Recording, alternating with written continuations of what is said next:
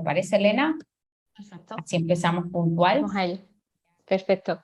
Se ve bien ahí la presentación, ¿verdad? Sí. Ok.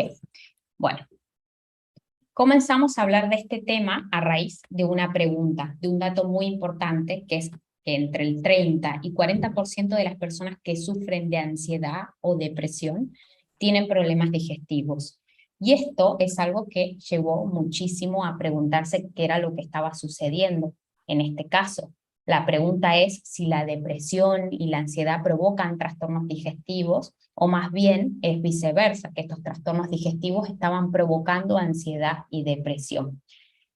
Esta pregunta se la hicieron muchísimo tiempo científicos y no daban una respuesta totalmente certera, pero ahora con este eje de intestino-cerebro podemos dar medianamente una respuesta a esta problemática. Entonces, para empezar a presentarles este eje, vamos a ver que está conformado por todos estos sistemas. Ahora se llama eje intestino-cerebro-microbiota, que más adelante Elena les hablará de ello, pero ¿qué conforma este eje? Primeramente, nuestro sistema nervioso central, nuestro sistema neuroendocrino, el sistema nervioso entérico, que es el que conocido famosamente como el segundo cerebro, porque ahí es donde tenemos millones de neuronas.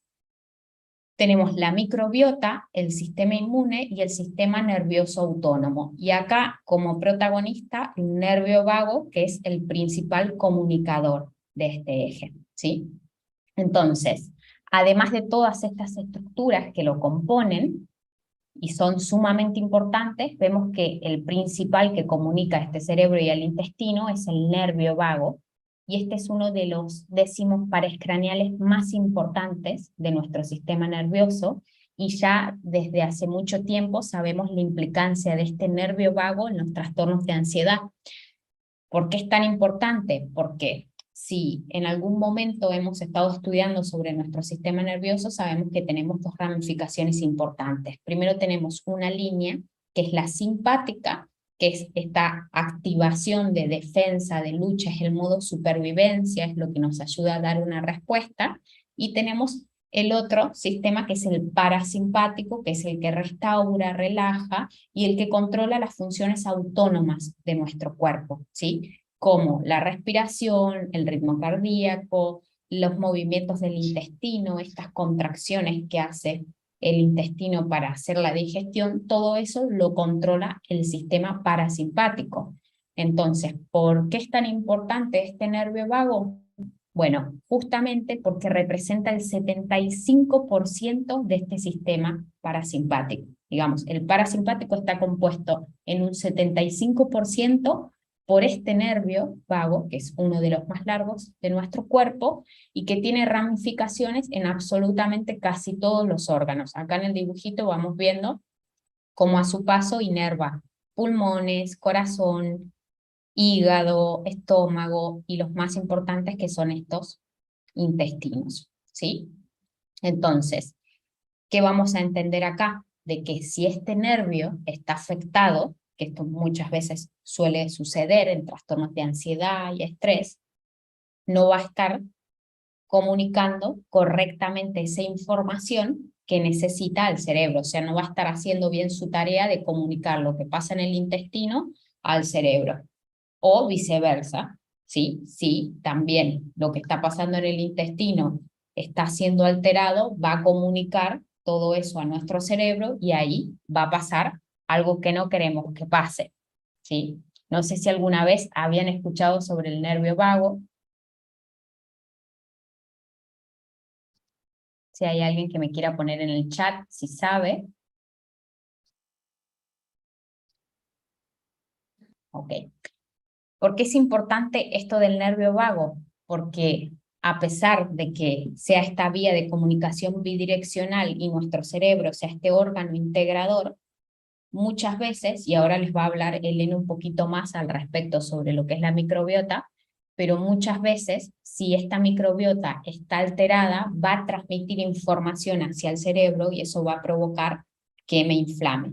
Y si no, viceversa. Si tengo estrés, si hay una vía de estrés, voy a absorber toda esa información, voy a generar una inflamación y ese nervio vago va a transmitir todo eso en nuestro intestino. ¿Sí? Entonces, respondiendo a esta primera pregunta que nos hacíamos de que si en realidad las personas que tienen ansiedad o depresión les causa problemas digestivos o es viceversa, podemos decir de que ambos casos, porque somos una unidad compleja y no podemos vernos como algo separado, y eso fue el error muchas veces de la ciencia, vernos como entes separados, trabajar solo en la psicología, solo en la nutrición, y todas estas ciencias que fuimos avanzando y evolucionando no terminaban de unir, de converger en una misma línea de integración. Entonces acá le dejo el paso a Elena para que comience a comentarnos un poco esta comunicación de la microbiota intestina. Muchas gracias. Bueno, para iniciar esta parte, yo voy a coger un poquito esa idea, ¿no? del nervio vago, lo voy a unir por ahí. ¿Por qué? Porque si nos lo llevamos al campo de la nutrición y la alimentación, ese nervio vago conecta lo que pasa abajo, es decir, nuestro intestino, nuestra microbiota, lo conecta con el cerebro. Ya no solo le dice al cerebro si estoy estresado o estoy nerviosa, sino que además interviene muy mucho en las señales, por ejemplo, de hambre y saciedad. O incluso, es más, muchas veces manda las señales de qué tipo de alimentos tengo que comer. Es decir, yo como profesional ya veía un poco, no sé si os sonará el término de antojos o comer emocional. Muchas veces se cree que es solo desde la mente, ¿no? Desde una parte mental o emocional que me está pidiendo comer ciertos alimentos. Pero ya se está viendo cómo la alteración de la microbiota, o sea, cómo la microbiota es capaz, por decirlo de alguna forma, de sabotear al nervio vago, entre comillas, sabotear, para que mande información de que me coma azúcar, por ejemplo, o coma alimentos más palatables. Entonces, fijaros, yo ahí lo dejo caer, aunque después entraremos un poquito más, de que al final esa alimentación, esa conducta alimentaria, ese comportamiento alimentario, ¿qué es? ¿Humano o viene de la microbiota? Vamos a ir viéndolo. De todas formas, aquí yo ponía en la presentación que el 60% de la información que me llega al cerebro, del estado de mi cuerpo, es decir, de cómo está mi medio interno, procede del intestino. Fijaros la importancia de esa salud intestinal, ¿no? Y esa relación que ya Celeste ha dicho un poquito y que ahora seguiremos abordándola. Pero fijaros la importancia, ¿no? Es decir, si mi intestino manda señales, está desequilibrado y manda señales al cerebro de alerta, señales de alerta, señales de alarma, ese cerebro va a entrar en modo supervivencia y va a activar todos los mecanismos de supervivencia. ¿Por qué? Porque aquí una cosa muy importante, tu cerebro no sabe si estás... Retrocede, porfa. Tu cerebro no sabe si estás, que tienes que huir de un león o si estás nervioso ante una exposición. Entonces los mecanismos que se activan son los mismos. Entonces el que dice, vale, estamos en alerta, me está llegando señales de que algo no va bien, tengo que cortar la energía de todo lo que no es prioritario, por llamarlo de alguna forma, y emplear la energía en huir, pues en este caso del león. ¿Quién comería huyendo de un león, no? Entonces ahí lo que hace es ralentizar o incluso inhibir, ¿no? O parar la digestión.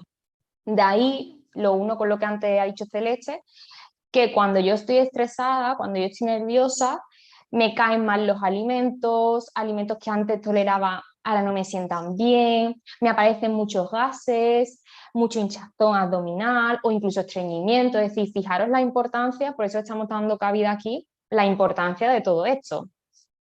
Ahora sí pasa, porfa. Y claro, hemos dicho varias veces microbiota, aquí lo he puesto como micro, ¿qué? La microbiota es un término que cada vez más se escucha, pero que va poco a poco, todavía hay mucho que investigar sobre esto. No sé si también algunos lo habéis escuchado como flora intestinal, que suele ser más conocida, pero bueno, os cuento un poquito sobre ella. No quiero entrar en muchos tecnicismos, ¿vale? De todas formas, cualquier duda, cualquier cosa lo podéis apuntar y después lo vemos. Pero bueno, así a grandes rasgos, la microbiota son microorganismos, algunos potencialmente beneficiosos y otros potencialmente perjudiciales, que conviven o forman un ecosistema en mi intestino, ¿vale? Y cuidado aquí también. Cuando se habla de microbiota, se da por hecho que es la intestinal porque es donde más bichitos hay, ¿vale? Hay más proporción de microorganismos ahí. Pero tenemos microbiota en la piel, tenemos microbiota en la boca, tenemos microbiota en los genitales, por ejemplo, es decir, estamos inmersos en microbiota, ¿no? De hecho, se dice que tenemos más microorganismos que células humanas. O sea, fijaros.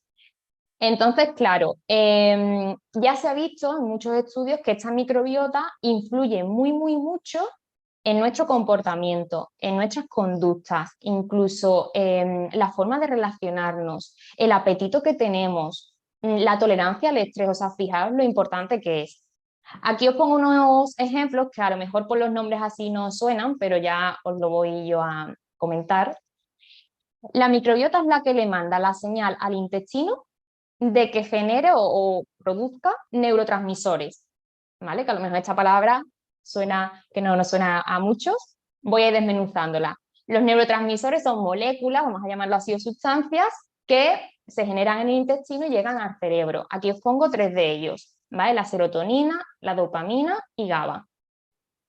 Y, pues si alguno no sigue sin sonarle, estos son las famosas hormonas de la felicidad. ¿Vale? Fijaros hasta qué punto, o sea, la mayor proporción de estos neurotransmisores, estamos hablando que un 90% de serotonina se genera en el intestino. ¿Qué ocurre cuando yo tengo buena microbiota, buena salud intestinal y estos neurotransmisores se están generando? Que al final yo estoy en calma, buen humor, concilio bien el sueño, tengo buena autoestima, fijaros cómo empieza a influir. Tengo motivación, tengo ilusión, ¿vale? Pero si hay un desequilibrio, cuando disminuyen, fijaros ahí lo que pongo, si disminuye la serotonina me viene la impulsividad, la irritabilidad, el bajo ánimo, el insomnio, también, que además como todos estos neurotransmisores en la ansiedad disminuyen, ahí es donde viene también esa parte de me cuesta conciliar el sueño, ¿vale? Y ansiedad por dulce. También aquí lo tenemos, que ya lo dejaba caer al principio, ¿no? Que muchas veces puede ser por aquí, puede ser algo fisiológico lo que a mí me lleve a comer ciertos alimentos y no solo la parte mental. Entonces, ¿qué ocurre? O sea, estamos diciendo que la microbiota es maravilloso, ¿no? Hemos visto ya algunas cosas, pero quiero que os queden 2 cosas claras. Esa diapositiva, porfa. Uy. Hay 2 puntos claves que me gustaría que os quedarais de aquí, ¿vale? Hemos dado las primeras pinceladas, pero los datos importantes es cuidar de nuestra salud intestinal es sinónimo de cuidar de nuestra salud emocional, igual que al contrario, ¿vale? Acordaros de esta relación bidireccional. Y como super noticia positiva además, podemos modular la microbiota, es decir, en nuestra vida la microbiota, nosotros la mayoría de esos microorganismos los obtenemos desde, o sea, en los primeros años de la niñez, de la infancia, pero en la edad adulta también hay acciones que nos llevan, igual que nos llevan al desequilibrio, nos pueden llevar al balance, ¿vale? Entonces podemos modularlas, ahora lo vamos a ver. ¿Qué ocurre si tenemos un desequilibrio? ¿Vale? Si tenemos un desequilibrio, da lugar, entre otras cosas, a una disbiosis, ¿vale? ¿Y esto qué es? La disbiosis es una alteración, un desequilibrio en la microbiota. ¿Cómo se genera? Bien pueden disminuir los microorganismos potencialmente beneficiosos, bien pueden aumentar los microorganismos potencialmente perjudiciales, o bien puede haber una falta de diversidad, es decir, que disminuya la diversidad en total, ¿vale? Cuidado aquí también, la microbiota son las dos, los beneficiosos y los perjudiciales, entre comillas. El problema no está en que tengamos los potencialmente perjudiciales, sino cuando estos aumentan. Porque ya se ha visto que, por ejemplo, el Helicobacter pylori, que no sé si alguno por aquí ha vivido con este bichito, ha convivido un tiempo, el Helicobacter pylori cuando está en equilibrio realmente nos protege de ciertas patologías, pues por ejemplo ahora me viene el asma, ¿vale? Entonces cuidado, son potencialmente patógenos, pero tienen que estar en su justa medida, ¿vale? Porque también tiene ese beneficio. Entonces, ¿qué ocurre aquí? Bueno, ¿qué puede causar la disbiosis? Esa alteración de todo este eje. Los fármacos es uno de ellos, el estrés, ya lo estamos viendo, la ansiedad y la depresión, y la alimentación, ¿vale? La alimentación. Eso sí, la microbiota es muy adaptada, o sea, muy adaptable, ¿vale? Súper resiliente. Si yo un día como un alimento pues un poquito menos saludable, no quiere decir que tenga una disbiosis, ¿vale? Es el sumatorio, vamos a llamarlo así, el sumatorio de acciones o el sumatorio de factores, ¿vale? Entonces, me da un desequilibrio. ¿Y qué me ocurre en ese desequilibrio? Cuando yo tengo disbiosis, lo que sucede es que da lugar, da pie a una permeabilidad intestinal, ¿vale? Para entendernos también un poco, es que el intestino, bueno, el sistema inmune reacciona a sustancias que antes no reaccionaba, es decir, las toma como extrañas o peligrosas.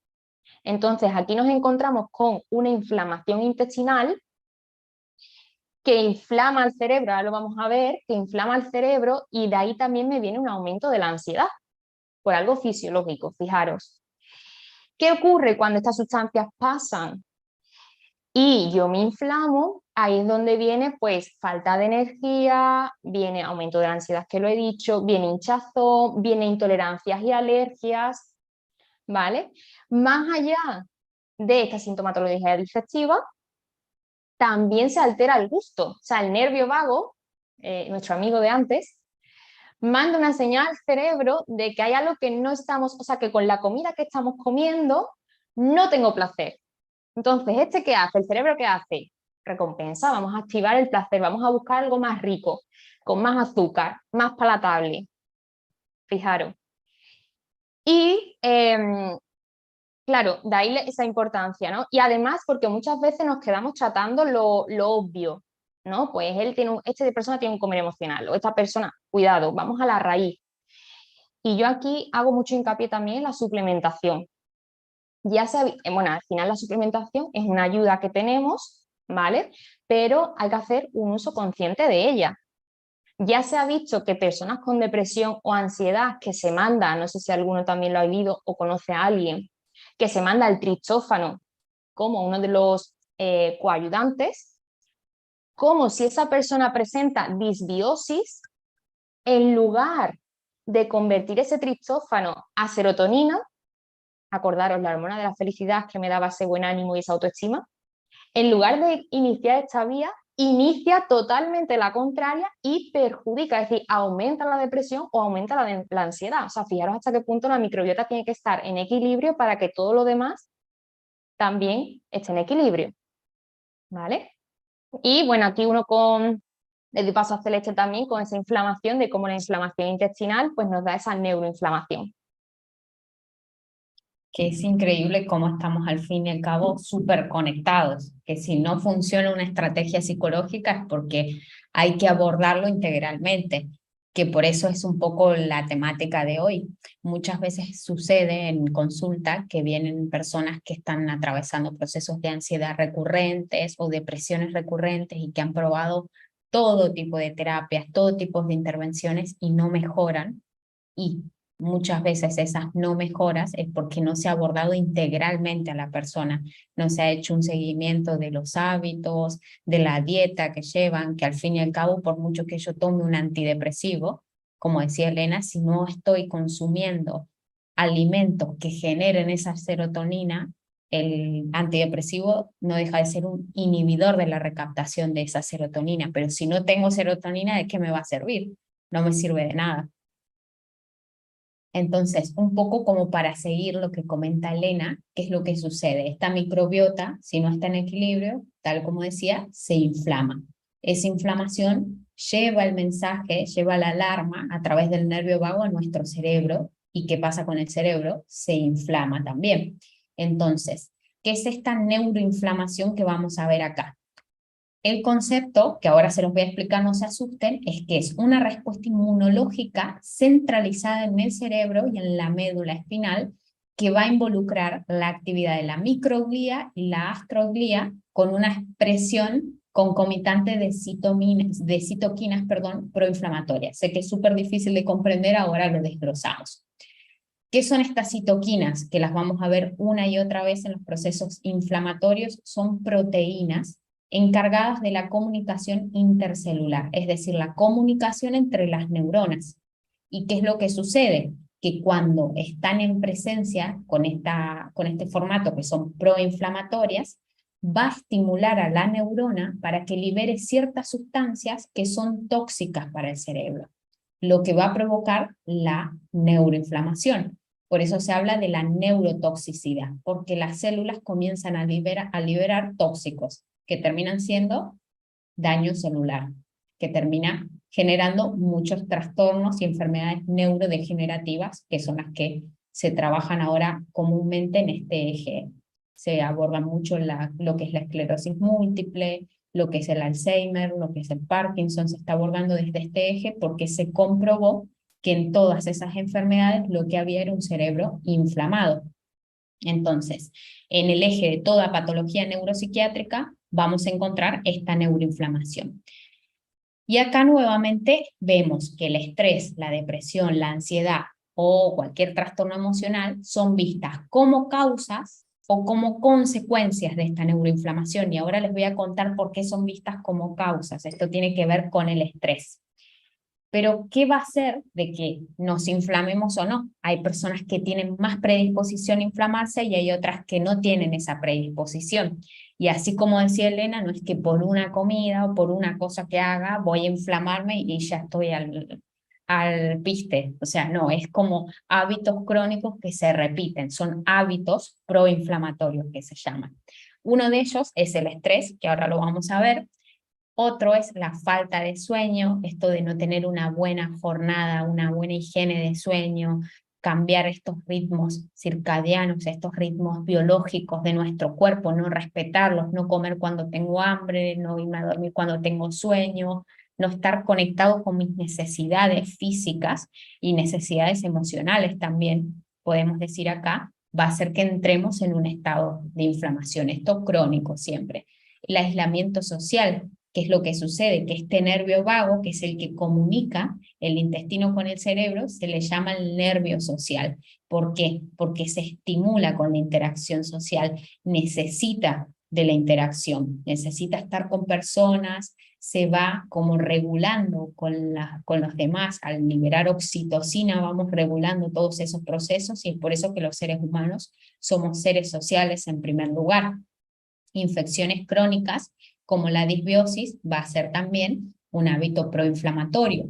El consumo de tóxicos como alcohol, tabaco, drogas o estar inmersos en sustancias que son químicas muy industriales, muy nocivas para nosotros, alteraciones hormonales, la mala dieta, que ya Elena lo va a explicar, pero sobre todo esto de no consumir lo suficiente de la dieta en omega 3, digamos, no tener alimentos ricos en omega 3, la obesidad, la resistencia a la insulina y sobre todo el fundamental, que me parece que es el que menos importancia le damos como seres humanos, el sedentarismo. Ya se han comprobado en muchos estudios que se han hecho con el antidepresivo comparándolo con la actividad física y a raíz de 3 meses se ha comprobado que en un tratamiento de 3 meses dándole a las personas antidepresivos y al otro grupo esos mismos 3 meses prescribiéndole actividad física intensa, ¿sí? Es decir, de sudar, obtenían los mismos resultados. Es decir, que la actividad física se equipara a un antidepresivo. ¿Sí? Entonces, un poco la pregunta que surge, que me imagino que la tendrán y si no la tendrán es porque no son curiosos, es cómo saber si estoy neuroinflamado. ¿Sí? Cómo saber si esto que me está pasando tiene que ver con la inflamación o tiene que ver con otra cosa.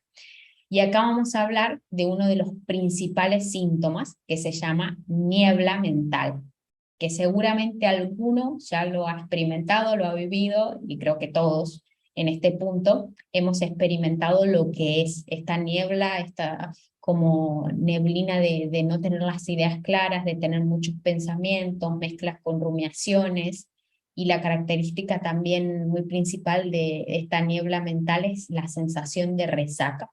No sé si alguna vez les pasó después de haber tomado alcohol o haber consumido una comida bien copiosa, rica en grasas, pesada, de tener esa sensación de resaca, ¿sí? En el cuerpo en general. Y se acompaña con una somnolencia, con una fatiga, creo que en la otra diapo lo tenía, ¿sí? Fatiga, poca energía, hay una irritabilidad, se presenta en la disminución de concentración, de atención, comienzo a tener problemas de memoria, hay una inquietud, una ansiedad. ¿Qué es lo que sucede cuando terminamos después de comer? ¿Sí? Que nos hemos empanzado con una comida y estamos bien llenos. Tenemos una claridad mental, estamos livianos, podemos hacer alguna actividad que sea más intelectual o nos cuesta mucho concentrarnos, nos cuesta mucho pausar un poco la mente. ¿Qué es lo que les sucede? Generalmente pasa todo lo contrario. Mientras más pesado como, si yo ahora mismo, antes de entrar en este webinar, me hubiera dado como una buena comida bien pesada y bien enérgica, lo que hubiese pasado es que hubiera estado irritable, con mucho calor, porque mi sistema está trabajando, está súper activo, intentando como hacer este proceso digestivo, hubiera estado como muy desconcentrada, muy inatenta, con esta sensación de confusión de lo que estoy hablando. Es por eso que este es uno de los principales síntomas, esta niebla mental que si la tienen presente puede que estén neuroinflamados. Entonces, un poco para resumir esto que estamos hablando, ¿sí? ¿Qué sucede? Cuando estamos neuroinflamados, vamos a tener un aumento de citoquinas, que son las proteínas que les hablé al principio, que son proinflamatorias, y un aumento del cortisol. El cortisol, todos lo conocemos a esta altura, y es la hormona del estrés. ¿Sí? No sé si alguien no lo conoce, pero es la hormona que está involucrado en la respuesta de estrés, también está involucrado en otros procesos que, obviamente en su justo equilibrio, hacen de nuestro cuerpo una homeostasis, ¿sí? Entonces no es que vamos a luchar contra este cortisol, sino el aumento de cortisol nos provoca ese estrés. ¿Qué es lo que sucede con ese estrés? Que el cortisol genera sobrecrecimiento bacteriano, y es por eso que decimos que el estrés, la ansiedad o la depresión son causantes o consecuencias de la neuroinflamación, ¿sí? Entonces, acá quisiera compartirles esto del estrés. Cuando hablamos de estrés, decimos estrés crónico, sostenido en el tiempo durante semanas, durante días, hábitos de estrés que hacen que estemos todo el tiempo o hábitos cotidianos que hacen que todo el tiempo estemos estresados, con prisa, en piloto automático, y podemos tener distintos tipos de estrés. Este psicológico, que es el que comúnmente conocemos, el metabólico, que es un poco el que explicó Elena, sí, con lo que sucede en la microbiota, y el microbiológico. Entonces, no importa el tipo de estrés, acá lo que importa es de que si no está en equilibrio, lo que va a suceder es de que aumenta esta citoquina, aumenta el cortisol, que provoca en la célula la neurotoxicidad. Y ahí es donde comienzo a experimentar todos estos síntomas que pueden ser trastornos de ansiedad, depresión o alguna enfermedad un poquito más importante. ¿Sí? Hasta acá vamos claros, ¿no? Entonces, un poco de ahí radica esta importancia de abordar a la persona con una mirada holística, con una mirada integradora, porque de nada me sirve, nuevamente nos vemos acá con esta disyuntiva, de nada me sirve a mí ver a un paciente en consulta aislado, solamente prescribirle intervenciones de cómo gestionar su ansiedad, de cómo conocer sus emociones, alguna técnica de respiración, si luego cuando le pregunto qué consumió, qué comió, que a veces que estoy como media curiosa y les pregunto, me dicen, es que todas las noches me como un helado y a la mañana no puedo no desayunar si no me como la nocilla, la Nutella, que eso tiene una gran cantidad de azúcar, y ese azúcar, ¿qué sucede en el cuerpo? Nuevamente me desbalancea y genera ese proceso inflamatorio. Entonces, al fin y al cabo, si no tenemos esta mirada integradora, de nada nos va a servir nada de lo que hagamos, ¿sí? Y acá vamos un poco con las intervenciones que proponemos. Sí, no sé si voy bien de tiempo, pero dejé algunos puntitos bastante, los voy a pasar como muy por arriba porque ahora les voy a contar por qué, pero creo que son muy importantes. Como dijimos, este nervio vago, que es el que da esta información, la comunicación bidireccional del intestino al cerebro y del cerebro al intestino, necesitamos que esté bien saludable, bien tonificado. Entonces, ¿qué vamos a proponer para tonificar ese nervio vago? Bueno, lo que se está comprobado científicamente que funciona es cantar. Aunque no lo crean, cantar, el mantra vibracional, el vibrar con nuestra caja vocal, ayuda muchísimo a que se estimule ese nervio. Entonces, si podemos cantar todos los días un temita, alguna canción que nos guste, nos va a venir muy bien porque también liberamos endorfinas al cantar. Siempre que sea una canción que nos guste, vamos a liberar endorfinas y nos va a ayudar a tonificar ese nervio. Sino también lo que podemos hacer son gárgaras con agua, ¿sí? También eso estimula, hace como ese ejercicio de tonicidad. Y también es muy útil el agua fría en la cara o bañarnos con agua fría, o el mantra vibracional del Om, que todos conocemos un poco, que se utiliza en meditación, en yoga. Lo importante es que todo esto vibre, que genere esa vibración para que se tonifique. Lo segundo que quiero recomendarles es meditación y mindfulness. Ya hay diversos estudios científicos, todo esto que le presentamos está avalado por estudios científicos y hay muchísimos al respecto que avalan que el mindfulness y la meditación es una de las mejores estrategias para reducir el estrés. Obviamente estamos hablando del estrés psicológico, el estrés metabólico, ya va a contar Elena cómo lo pueden trabajar, pero es necesario que tengamos este momento, esta pausa de respirar, de conectarnos con nuestras necesidades, también actividades de la vida cotidiana que las podemos convertir en verdaderas prácticas de atención plena, como por ejemplo cepillarnos los dientes, tomarnos esa pausa, hacer todo con esa atención que necesitamos. Hábitos saludables, sí, más adelante les comenté los hábitos proinflamatorios. Acá proponemos un cambio de hábitos saludables, siempre de la mano con un nutricionista, nutriólogo, hacer un buen cambio en la dieta, pero no solo en la dieta, sino también ver nuestros hábitos en la vida diaria, en la cotidianidad. Es decir, irnos a dormir cuando tenemos sueño, respetar esos ritmos circadianos que tiene este reloj biológico que tenemos en el cuerpo, ¿sí? La comida, estar en equilibrio emocionalmente, poder tener estas pausas, este contacto con la naturaleza es sumamente importante.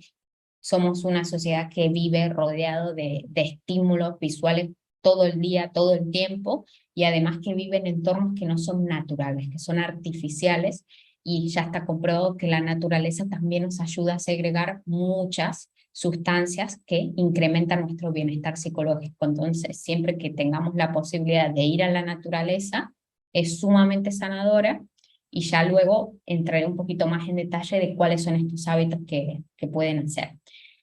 Y la última que les quería explicar, y por eso me tomé este tiempo, es la respiración. Técnicas de respiración con hipoxia. Esto está comprobado que ayuda muchísimo a reducir la inflamación en el cuerpo, ¿sí? Esta técnica, muchas personas lo conocen como el método de Tim Wolf, que es el hombre del hielo, quizá a algunos les suene, pero en realidad lo que se busca es generar una pequeña hipoxia para que se restablezca todo este equilibrio en nuestro cuerpo, ¿sí? Científicamente hablando ocurren otras cosas internas, pero como para decirlo en lenguaje sencillo, lo que tenemos que hacer es inhalar, exhalar a vacío, no dejar ni una gota de aire en el cuerpo y contener la respiración, ¿sí? No es que contengo la respiración con una bocanada de oxígeno, perdón, sino que contengo la respiración sin aire, absolutamente a vacío. Esa pequeña hipoxia va a generarme que baje ese nivel inflamatorio y además que mejore mi capacidad respiratoria y que disminuya algunos procesos de ansiedad, ¿sí? Entonces, esas son algunas de las intervenciones que tenía para compartirles. Ahora le doy el lugar a mi compañera que les va a contar el resto. Muchas gracias. Dale a una anterior, porfa, que se ha saltado una diapositiva. Ahí. Ahí. Gracias. Fijaros, ¿no? No sé si, bueno, creo que por el chat había alguna pregunta, ahora vamos a contestar, pero fijaros que desde dónde, ¿no? Vuelvo a recalcar esa parte de desde dónde se puede abordar, incluso muchas veces un buen abordaje terapéutico es desde de esa visión integral. ¿Por qué? Porque el qué comer muchas veces se sabe, o se sabe por lo menos también dónde buscar más o menos, aunque ahora hay mucha información y estamos un poco saturados o no sabemos muy bien qué coger y qué no, al final el qué más o menos se sabe, pero el cómo comer, cuándo comer, y aquí lo uno con lo que también lo ha dicho Celeste, el dónde, incluso si estoy rodeada de naturaleza, todo eso va a ser mucho mejor que si estoy ahí estresada en una habitación con el ordenador, por ejemplo, o incluso el con quién, esa parte de la citocina que ya se sabe, pues incluso también el abrazar a alguien durante 10 segundos, creo que era, alguien al que tengas cariño, pues ahí también aumentamos esas hormonas de la felicidad, ¿no? Entonces yo, bueno, por desgracia, ¿no? Por tiempo y por todos los que sois, pues no me puedo ajustar a cada uno de vosotros, pero sí quiero que tengáis como esa visión de algunos alimentos que a mi microbiota le viene bien, ¿vale? ¿Qué ocurre? Pasa, porfa. Lo digo de forma general, ¿vale? Hay personas que cuando tienen una alteración de la microbiota o alguna patología o alguna sintomatología, por ejemplo, digestiva, hay alimentos que por muy saludables que sean, no se toleran, ¿vale? Entonces, eso es algo que se tiene que trabajar en consulta, pero aquí os doy los grandes rasgos. La microbiota, para que esos bichitos estén felices, ¿vale? Necesitan bueno, aquí he puesto 6 categorías, después los vamos a seguir desglosando, ¿vale? Pero para que tengáis así como el global. Necesitan fibra prebiótica. Y diréis, ¿esto qué es, Elena? Cuéntame. La fibra prebiótica es la fibra que al pasar por el tracto digestivo, por la digestión, no se digiere, es decir, nosotros como humanos no la digerimos, entonces llega al intestino grueso sin digerir. Entonces estos bichitos, los potencialmente beneficiosos, se ponen muy contentos porque es su alimento. Y a raíz de esa fibra, ellos lo digieren, lo metabolizan y dan lugar a otras sustancias que, si alguien está un poquito más metido en este tema, son los ácidos grasos de cadena corta, que nos aportan pues todos los beneficios, o sea, suma a nuestra salud porque intervienen en muchos procesos, ¿no? Fisiológicos. Después están los probióticos, ¿vale? La diferencia, por si hay algún lío que muchas veces no se distingue bien, en el pre no hay microorganismo vivo, ¿vale? Es esa fibra. En el probiótico sí hay microorganismos vivos, es decir, lo que nos comemos, nosotros nos estamos comiendo bacterias, o bueno, no bacterias como tal, sino cepas de ciertos microorganismos que esos van a formar parte de mi ecosistema intestinal, ¿vale? Seguramente os suene, pues, por ejemplo, uno muy conocido es el yogur, ¿vale? Que es probiótico y tiene un tipo de cepa de microorganismos. Pero hay muchos más. Pues, por ejemplo, está el kéfir, que también ya se conoce un poquito más, antes no tanto, pero ahora sí lo encontramos en más sitios. O, por ejemplo, ahora que también ha dado como ese boom, la kombucha. La kombucha también es un probiótico, que en este caso es de otro tipo de cepa, un tipo de cepa denominada SCOBY o SCOBY. Y lo que es un proceso en donde pues yo me estoy tomando junto a ese pues refresquillo, no sé si lo habéis probado alguno por aquí, ya hay de muchísimos sabores, pues me estoy tomando también el microorganismo, ¿vale? Después están los tubérculos, que de aquí os voy a dar una pista o una acción, que a lo mejor alguno conocéis, de un paso muy, muy, muy sencillo para convertir estos tubérculos en más ricos para mi microbiota, vamos a llamarlo así, ¿vale? Esto ahora lo vamos a ver. Después estarían también los polifenoles, estarían proteínas de calidad y ciertas especias. Si vamos a la siguiente diapositiva, aquí os he puesto, para que esto entendáis o veáis bien alimentos concretos, os he puesto este cuadrito donde vamos a hablar sobre algunos de ellos, ¿vale? Cuidado, repito, y Celeste lo ha dicho antes, no consiste ahora, o sea, aquí intervienen muchos factores, no consiste ahora que yo ahora me hinche a brócoli, ¿vale? De hecho, para yo tener una diversidad de microorganismos, la idea es comer estos alimentos, o sea, mucha variedad de estos alimentos para que sea muy rico o tenga mucha variedad de nutrientes para mi microbiota, ¿vale? Entonces, dentro de las frutas y verduras, aquí yo pongo unos cuantos, pues cebolla, puerro, brócoli, la manzana, el plátano, los arándanos. Después estarían las legumbres, por ejemplo, aquí entrarían las lentejas, entrarían los garbanzos, la soja también, los guisantes, por ejemplo, también.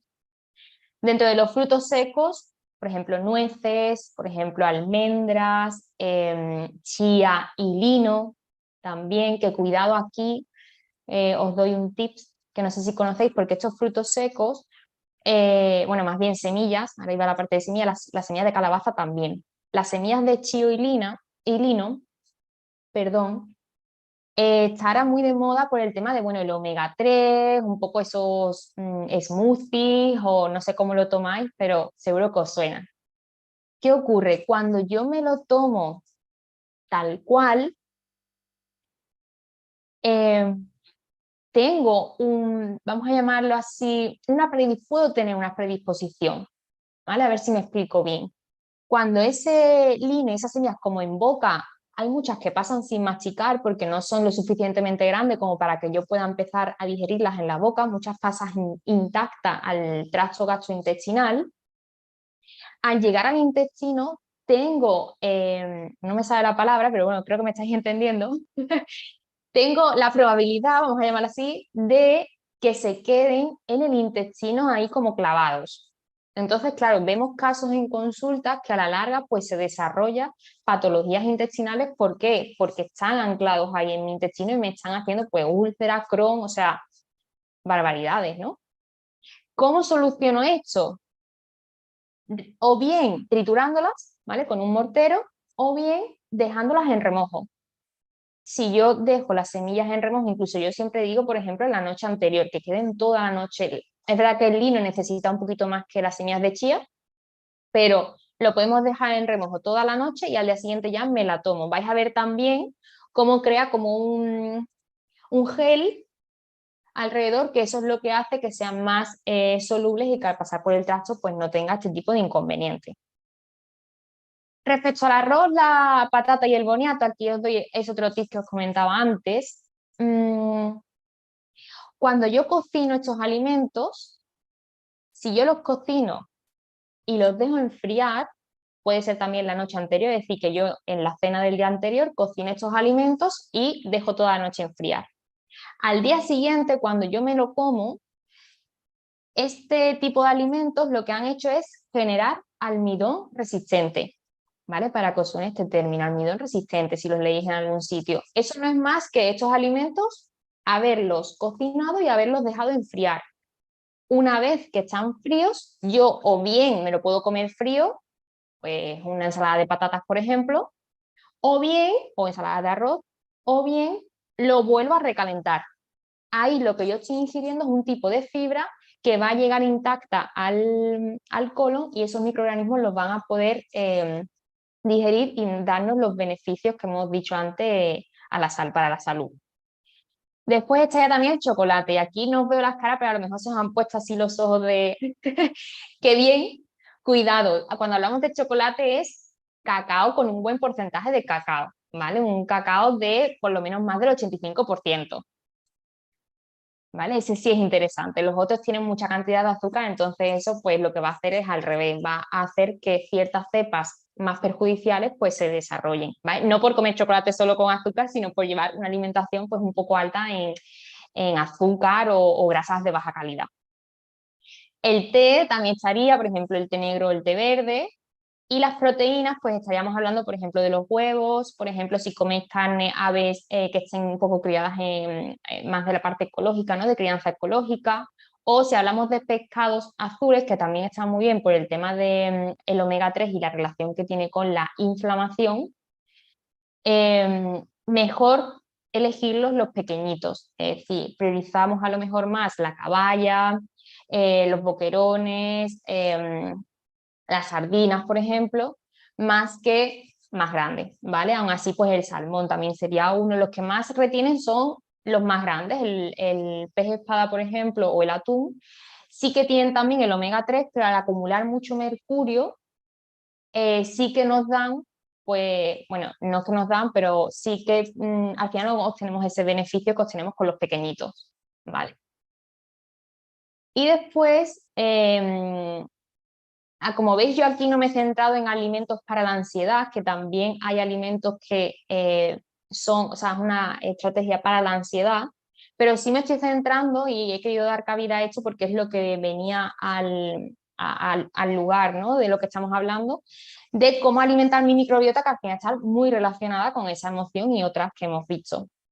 Una vez que hemos visto la microbiota, pues aquí, que también acordaros, la microbiota manda las señales para generar estos neurotransmisores, estas moléculas. Hay alimentos específicos que también aumentan la serotonina y la dopamina. Entonces, entre ellos, como veis, hay muchos que anteriormente lo hemos visto con la microbiota, estarían las nueces nuevamente, las almendras, las semillas de sésamo, chía y calabaza, por ejemplo, remolacha, kéfir, plátano, la avena, por ejemplo, también, los frutos rojos, el aguacate también. Y aquí, para ya un poco concluir esta parte de alimentación y darle cabida también o recordar lo que antes hemos hablado, no es solo lo que como, sino también el cómputo, ¿no? Llevar una vida saludable, una vida antiinflamatoria. Entonces, pues aquí el movimiento, llámalo ejercicio físico o llámalo subir por las escaleras en lugar del ascensor, vamos a empezar poquito a poco, si somos sedentarios, contacto con la naturaleza, meditación, música, bailar, es decir, la microbiota podemos modularla desde la alimentación y desde las acciones de nuestro día a día, pero tiene que ser un global. Si lo hacemos todo y llevamos este tipo de vida, ellas lo van a agradecer muchísimo y vamos a estar muy, muy saludables.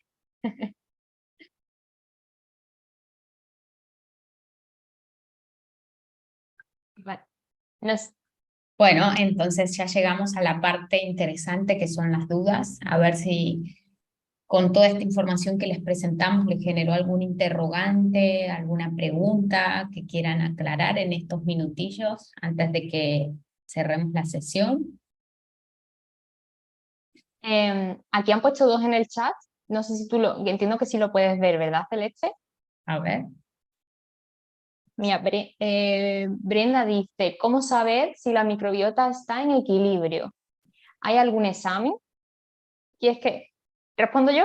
Claro, claro, por supuesto. Realmente muchas veces, claro, como os decía, esto es un tema bastante nuevo, aunque empiezan a haber muchos estudios y se empieza a ver mucha relación. Creemos que el foco será incluso espero que a corto plazo, pero bueno, ahí como ese camino que vamos andando, sea incluso tratar las patologías desde la base de la microbiota. O sea, un tratamiento para la microbiota para cierta enfermedad, ya sea mental o fisiológica. Pero claro, ahora mismo hay muchos hilos que todavía no están atados, no hay muchos nudos por ahí. Entonces, sí que hay una prueba, una prueba, al final las pruebas que se están haciendo ahora mismo es por heces, ¿vale? Las pruebas en heces donde tú llevas la muestra y ahí pues te hacen un estudio de todas de las cepas. No sé decirte muy bien porque depende del estudio, depende también por qué organismo lo hagamos, pues será más completo o menos completo o adaptada a la patología que tengas. Eso ya no sé decirte muy bien porque es más médico, ¿vale? Pero sí que hay esta prueba de las heces. Lo que pasa es que yo, por ejemplo, personalmente, cuando mando a algún paciente a hacerse ese tipo de pruebas, aparte de que ya ha estudiado muy mucho su caso y es porque necesite asegurar o confirmar algo, muchas veces lo vemos más en la sintomatología. Y al final también, como veis, la alimentación para mantenernos saludables es una alimentación saludable. Entonces, esos microorganismos, pues bueno, desde ahí podemos también modularlo y, y no tener ese examen concreto, porque además hay muchos exámenes que no te dicen que son muy genéricos, ¿vale? Vamos a Claro. llamarlo así. Es que sigue siendo una ciencia sumamente nueva, entonces es como que recién ahora están habiendo exámenes, hablando de esto, integrándolo a los tratamientos, pero lo importante es que ya se está hablando y que ya se está viendo esta integración. Sí. De hecho, bueno, yo tengo pacientes que tienen sobrecrecimiento bacteriano, sí, sobrecrecimiento bacteriano SIBO o disbiosis y al final el diagnóstico es bien por las heces, o bien si ya tienen mucha sintomatología que lo incluyen como puede ser, ¿no? Como esa alerta de puede ser sobrecrecimiento bacteriano porque reúna muchos de estos factores, ahí también se detecta con, ay, ¿cómo es esto? Con el test expirado de lactulosa, es uno de ellos. Entonces, en función de el oxígeno que expulses, te dicen las bacterias que aquí no son, creo que las cepas concretas, sino que es el número de bacterias que tienes. Ese sobrecrecimiento bacteriano es por el número que te da en función del hidrógeno. Creo que es el hidrógeno, he dicho el oxígeno, creo que es el hidrógeno que se expira. Pero es complicado. A nivel médico ahí tenemos una puerta que si seguimos así tendremos que cambiar algo Claro. desde las consultas médicas. Bueno, y la segunda dice, esto influye con el ayuno intermitente. En esa me gustaría que me ayudes, Elena, porque sí sé que influye y que ahora se está aconsejando un poco, pero quiero tu mirada nutricionista. Lo que sí no entiendo muy bien, cuando dices esto influye con el ayuno intermitente, Así está la mm, pregunta. Esto influye, debe ser esto de la neuroinflamación, de lo vale, último que hablamos. vale. Bueno, yo inicio, si te parece, perfecto, de leche, Sí, tal sí. cual. Yo inicio diciendo que el ayuno intermitente, que también ha tenido un boom ahí, es una estrategia más dentro de la nutrición, ¿vale? Es una estrategia más que hay personas que le ayudan mucho y personas que a lo mejor en este momento de su vida no están preparadas para ello, ¿vale? Entonces, cuidado con esto que hay que individualizar mucho. Eh, pero sí que es verdad, cuando yo hablaba de no es tanto el qué comer, sino por ejemplo cuándo, ya se está viendo que, claro, por suerte o por desgracia tenemos un supermercado al lado de casa. Estamos constantemente exponiéndonos, perdón, a la alimentación. Entonces, claro, estamos sobrealimentados. ¿Qué ocurre con esto? Que no dejamos al cuerpo que descanse. No tenemos ese descanso digestivo. Casi que muchas personas comemos cada 4 o 5 horas, que aún así ya de por sí es una buena media, pero hay Comer personas mucho. que, total, hay personas que no tienen descanso en ningún momento porque, bueno, pues a lo mejor cenan, os pongo a la 1 de la madrugada y se están levantando a desayunar a las 6 y tú dices, pero ¿cuándo descansa tu cuerpo? ¿Cuándo descansa? Justo cuando tenemos ese ayuno, lo que se activa es un sistema migratorio motor que se llama, que hace para que no hace, a ver cómo lo explico, como un barrido. Es decir, al tener ese descanso del cuerpo, se activan ciertos procesos que lo que hacen es limpiarnos. Vamos a llamarlo así para que quede un poco más claro. Nos limpian. Entonces, claro, es súper importante. Si nosotros dejamos ese descanso al cuerpo, sí o sí la microbiota tiene muchos beneficios aquí. Pero, claro, ahí el ayuno intermitente sí que se ha visto mucha relación, pero si no dejamos ese descanso al cuerpo, la microbiota se ve alterada, claro, el exceso de alimentación y el Mm. tipo de alimentación que llevamos y el tipo de estrés y emociones que están ahí también. Claro, claro, Mm. sí, y yo lo que había escuchado también, que corregime a ver si me equivoco, que a la medida que comemos, siempre que ingerimos algún alimento, ahí es donde se activan todos estos microbios, digamos, o bichitos, y por un momento es como que genera ese sobrecrecimiento, entonces ahí es donde empieza a ocurrir ese desbalance, si estamos todo el rato comiendo, y ese picoteo en general suele ser como un picoteo más ansiógeno, más emocional, de que ni siquiera me alimenta. Al fin y al cabo, cuando picoteo, picoteo alimentos que no son saludables. No, no me voy a picotear un apio o una zanahoria. Voy comiendo carbohidratos o cositas con azúcar y eso al fin y al cabo termina siendo contraproducente, pero sí que es verdad y me uno a ese punto de que no todas las personas están preparadas para el ayuno, psicológicamente hablando, y sobre todo de que si la persona está en un proceso ya como en la cúspide máxima de ansiedad y de estrés, suele ser contraproducente plantearlo a ese ayuno en ese momento. Hay que equilibrar un poco más el cuerpo y sobre todo a nivel emocional y recién ahí hacer esto de las pausas digestivas. Sí se puede plantear como una intervención más adaptativa esto de la pausa digestiva en vez del ayuno, calculo, ¿no? Claro. La importancia es el desde dónde o el para qué. La persona que tiene ansiedad, es verdad que el ayuno intermitente tiene beneficios a nivel de ansiedad, porque si yo dejo ese reposo, esas citoquinas inflamatorias, por ejemplo, que hablábamos antes, toda la inflamación empieza a disminuir. Entonces sí que tiene un beneficio, por ejemplo, para la ansiedad, que es lo que aquí abordamos. Pero si lo cojo con estrés y ansiedad, entonces ya ahí no. O sea, entonces ahí lo que voy Claro. a es a generar más ansiedad por los alimentos, más ansiedad mental, o sea, ahí es total, vamos a conseguir totalmente lo contrario, Ujú. claro, Y también esa totalmente. importancia de acompañarlo realmente con un profesional que te guíe, sobre todo en el ayuno, para mí es súper importante que haya alguien que te ayude y que te guíe profesionalmente en cómo hacerlo correctamente, porque si Mm, no, se generan muchísimos desbalances nutricionales y termina afectando psicológicamente a la persona. sí. Nada se toma tan a la ligera. Bueno, entonces, un poquito, ya tenemos las preguntas que nos habían dejado ahí en el chat. Queríamos presentarles este curso, que ahí sí que nos vamos a meter, seguramente les quedó con gusto a poco lo que son las intervenciones y lo que es la práctica, porque como es un tema sumamente complejo, no podemos meternos en hablar de intervenciones sin dar esa justificación de dónde salen, pero así nomás lo hablamos como muy a las ligeras y un poco es porque lo vamos a hacer más profundo, más complejo y sobre todo más práctico para que se lleven herramientas si quieren mejorar algún proceso de ansiedad, de depresión o si quieren tener esta mirada holística y comprender cómo funciona su cuerpo. Vamos a estar haciendo un taller online con Elena el día viernes 29, que va a ser 2 horitas y media, 3 horas de duración, va a ser en vivo, pero va a quedar grabado a el horario de las 7 de la tarde España y aquí tenemos algunos otros países.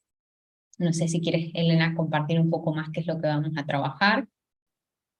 Sí, bueno, yo me uno a lo que has dicho, ¿no? Creo que va por ahí. Además, ya lo había dicho antes yo con la alimentación. Al final, aquí lo que sí, desde el campo nutricional, yo me voy a meter muy mucho en la alimentación para la ansiedad, porque cuando tengo esos momentos de crisis de ansiedad o incluso si lo llevamos a ese límite de los ataques de pánico, sí que hay alimentos que me ayudan un poquito a relajar al cuerpo y a no sumarme a toda esa tensión que ya de por sí tengo. Entonces ahí pues daremos muchas herramientas, ¿no? También desde las dos áreas para trabajar esta parte de desinflamarnos, de no aumentar la ansiedad, de cómo relajarnos y desde ahí dar ese punto también de la ansiedad no como una enemiga, sino la ansiedad como una aliada que me avisa de que tengo algo que tengo que atender. Y veremos también cómo muchas veces no es solo mental y emocional, que te lo abordaremos con Celeste, sino también fisiológico, como un desequilibrio en el cuerpo me puede dar ansiedad y no Ujú. tiene por qué haber algún pensamiento ahí o una emoción. Claro, por supuesto. Ahí en el chat les copié el enlace a la página para que vean el curso y si pueden lo lean con detalle qué es lo que van a acceder, digamos, además de este webinar gratuito que está incluido y va a quedar grabado en el taller. Vamos a estar teniendo la clase teórica práctica donde vamos a integrar estos conceptos y vamos a ver ejemplos concretos y ejercicios de, por ejemplo, meditación, de alimentación, de algunas cositas que, o sea, cambios de hábitos que podemos incorporar. Así que bueno, ahí les dejé el enlace para que lo vean, lo evalúen. Y ha sido un placer compartir este espacio con Elena, que la verdad que tenía muchísimas ganas de hablar de la microbiota y de toda la implicancia en la ansiedad. Así que bueno, un placer. Igualmente, yo encantada de haber